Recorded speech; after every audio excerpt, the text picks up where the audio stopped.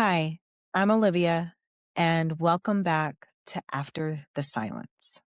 In the last few episodes, we've been talking about different types of grief, the ones that we recognize and the ones we don't always have a language for. So today, we're talking about a type of grief that can feel especially confusing: anticipatory grief. This is the kind of grief that shows up before something is fully gone. Anticipatory grief is what we feel when we sense a loss coming, even if it hasn't happened yet.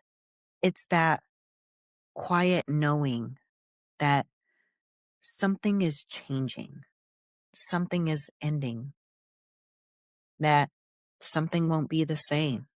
And even if you're still in it, a part of you has already started to grieve. This can show up in so many ways.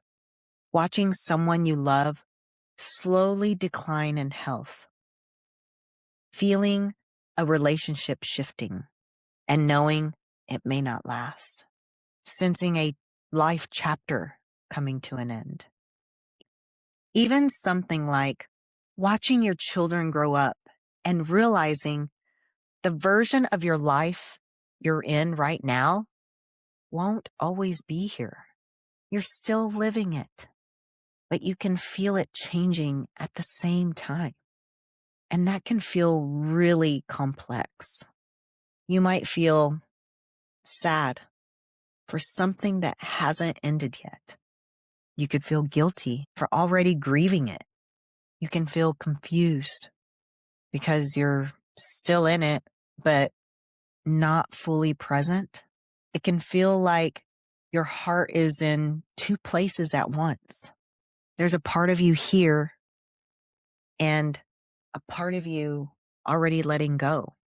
And I think many of us have experienced moments like this where you can feel something shifting even before anything has fully changed, where you're standing inside a chapter of your life.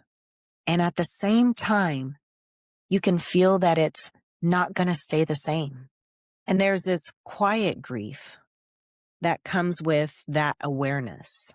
One of the hardest parts of anticipatory grief is that it doesn't always feel valid. You might tell yourself, nothing has happened yet. I should just be grateful for what I have right now. I shouldn't feel this way yet. But unfortunately, grief doesn't wait for permission. And it doesn't always wait for the ending. Anticipatory grief doesn't mean you're giving up. It doesn't mean you're wishing something away. It just means that you're aware. It means that you're connected. It means that you can feel how much something matters to you. There's something very human about wanting to hold on to moments, especially when we know that they're changing. And anticipatory grief lives in that space between holding on and slowly letting go. Instead of pushing this feeling away, what if we just allowed it to be there? What if we saw anticipatory grief not as something we have to fix, but simply as something that invites us to be more present, to notice what's here, to feel it more deeply, to appreciate it while it's still here. If you're feeling this right now, I want you to know you are not doing anything wrong. I know for a lot of us that have our children are seniors in high school and graduation's about to come. I know that's for me, my baby. She's about to graduate. Oof. You're not rushing the ending. You're honoring what matters before it changes. And that is a deeply human experience. You can hold gratitude and grief at the same time. You can be present and still feel what's coming.